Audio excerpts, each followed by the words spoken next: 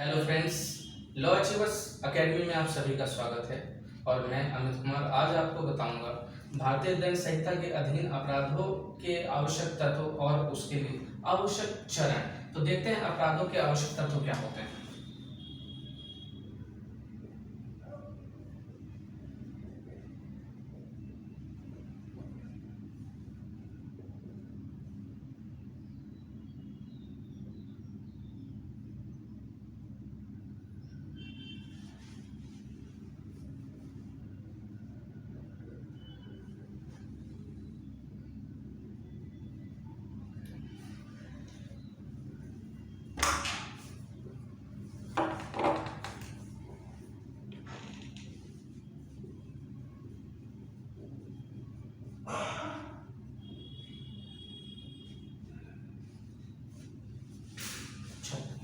अपराध की आवश्यक तत्व: मानव, दुराशय, कार्य, लोभ और क्षति। मानव किसे कहते हैं, इसे बताया गया धारा 11 में, धारा 11 आईपीसी में। दुराशय को स्पष्ट नहीं किया गया, किंतु दुराशय को कुछ परिभाषाओं के माध्यम से जाना जा सकता है, जैसे धारा 23, धारा 24, धारा 25। कार्य लोभ की अगर हम बात करें तो ये है हमारा धारा 33। क्षति जिसे बताया गया है धारा 44 के अनुसार। तो देखिए, मानव या व्यक्ति किसे कहते हैं, आईपीसी की धारा 11 में स्पष्ट किया गया और कहा गया है कोई भी कंपनी, संगम, व्यक्ति, निकाय, चाहे वह निगमित हो या नहीं, कंपनी या कोई भी कंपनी, संगम, व्यक्ति, निकाय, चाहे वह निगमित हो या नहीं, व्यक्ति शब्द के अंतर्गत आता है। तो ये व्यक्ति मानव हो गया आईपीसी की धारा 11 के अनुसार। दुराशय को धारा आईपीसी की 323, 24 एवं 25 के माध्यम से हम समझेंगे। धारा 23 में बताया गया है सदोष अभिलाप, सदोष हानि। जो कोई विधि विरुद्ध साधनों द्वारा ऐसी संपत्ति का लाभ प्राप्त करता है जिसका लाभ उठाने वाला व्यक्ति वैध रूप से हकदार न हो, इसे सदोष अभिलाप कहा जाता है। विधि विरुद्ध साधनों द्वारा ऐसी संपत्ति की हानि जिसका हानि उठाने वाला व्यक्ति वैध रूप से हकदार हो, इसे सदोष हानि कहते हैं। सदोष अभिलाप, सदोष हानि, ये दोनों ही हमें धारा 24 के अधीन बेईमानी में दिखाई देते हैं। बेईमानी में कहा गया कि जो कोई एक व्यक्ति किसी को सदोष अभिलाप और दूसरे को सदोष हानि कारित करेगा, वह उस कार्य को बेईमानी से करेगा। 25 में कहा गया कपट। कोई भी कपट पूर्ण तभी होगा जबकि वह कपट के आशय से किया जाए। कार्य या लोभ देखें, मानव जब दुराशय के साथ किसी कार्य को संपादित, कार्य या लोभ को करके किसी को कोई क्षति पहुंचाता है, तभी वह अपराध होगा। सामान्यतः अपराध के अलग अलग आवश्यक तत्व होते हैं। कुछ ऐसे आवश्यक तत्व हैं जो सभी अपराधों में समान रूप से होते हैं, जिसमें मानव पहला, दुराशय दूसरा, कार्यालोप तीसरे नंबर पर आता है और क्षति चौथे नंबर पर आती है। तो कार्यालोप, कार्य शब्द कार्य का द्योतक है और लोभ शब्द लोभ का द्योतक है। जब हम किसी कार्य को स्वयं संपादित करते हैं तो उस कार्य को कार्य द्वारा संपादित कहा जाता है, या जब हम किसी कार्य को करने के लिए वैध रूप से आबद्ध हैं और आबद्ध होते हुए उस कार्य को नहीं करते तो हम उसका साशय लोभ करते हैं। वहीं धारा 44 में क्षति को बताया गया है कि क्षति के अंतर्गत 4 प्रकार की क्षतियां बताई गई हैं। सबसे पहले शरीर, मन, संपत्ति एवं ख्याति। तो शरीर, मन, संपत्ति, ख्याति 4 प्रकार की क्षति आईपीसी की धारा 44 में बताई गई है।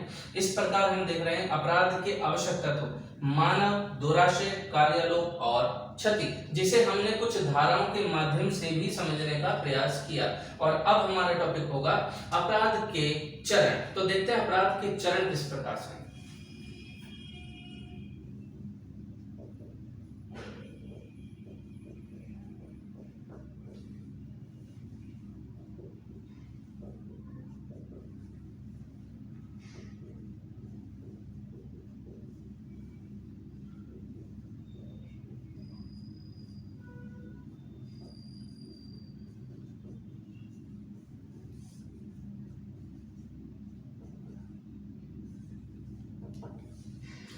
अब हम बात करते हैं अपराध के चरणों की। अपराध विभिन्न चरण से होकर के गुजरता है। सबसे पहले आशय। आशय क्यों आता है? किसी भी कार्य के बारे में सोचना ही आशय कहलाता है। किसी कृत्य के संभावित परिणामों को जानते हुए उसी प्रत्याशा से किया गया कार्य आशय पूर्वक किया गया कार्य कहा जाता है। जब हम बात करें आशय हो गया हमारा, तो तैयारी क्या होती है?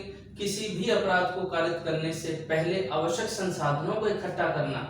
जब किसी व्यक्ति को हम क्षति पहुंचाना चाहते हैं तो कुछ तैयारी करनी होगी।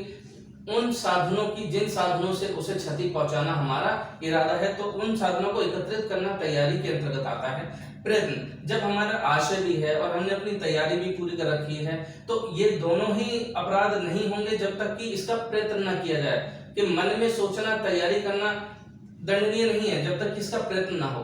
प्रयत्न क्या है? यह होता है अपराध की दिशा में किया गया कोई ऐसा कार्य जिसमें यदि व्यवधान न डाला जाता तो यह पूरा हो जाता। व्यवधान किस प्रकार से? सपोज एक व्यक्ति दूसरे व्यक्ति को मारना चाहता है, अपने घर जाता है, बंदूक निकालता है और निकाल करके सामने वाले के ऊपर फायरिंग करता है, जिससे बीच बचाव करते समय उनके घर परिवार का कोई सदस्य बंदूक को ऊपर कर दे या डायरेक्शन उसकी चेंज कर दे, जिस वजह से यह पूर्ण रूप से संपादित नहीं हो पाता, तो इसे प्रयत्न कहते हैं। अपराध की दिशा में किया गया कोई ऐसा कार्य जिसमें यदि व्यवधान न डाला जाता तो यह पूरा हो जाता, इसे ही प्रयत्न कहते हैं। प्रयत्न देखिए सदैव दंडनीय नहीं होता, लेकिन हाँ कुछ धाराओं में दंडनीय है। कुछ धाराओं में दंडनीय कुछ इस प्रकार है, जैसे दुष्प्रेरण, अबेटमेंट, या फिर हम कहें आपराधिक षड्यंत्र, और इनमें प्रयत्न को दंडनीय, और या फिर डकैती की तैयारी या डकैती का प्रयत्न दंडनीय है। अब बात करते हैं कि अपराध की पूर्णता है, यह सफल प्रयत्न होता है जिसके अनुसार अपराध संपादित हो जाता है, तो अपराध की पूर्ण अवस्था। इस प्रकार हम देख रहे हैं अपराध के चरण 4 होते हैं: आशय, तैयारी, प्रयत्न, अपराध की पूर्णता। तो आशय समझ में आ गया, तैयारी समझ में आ गया, प्रयत्न आ गया और अपराध की पूर्णता भी हुई। इस प्रकार अब आपका 2 प्रश्न एक साथ सही होने की संभावना। अपराध के आवश्यक तत्व: मानव दुराशय, कार्यालोपर, क्षति, और वहीं अपराध के चरण: आशय, तैयारी, प्रयत्न और अपराध की पूर्णता। तो ये था हमारा आज का विषय। अब हम अगले लेक्चर में इससे आगे की कक्षा देखेंगे।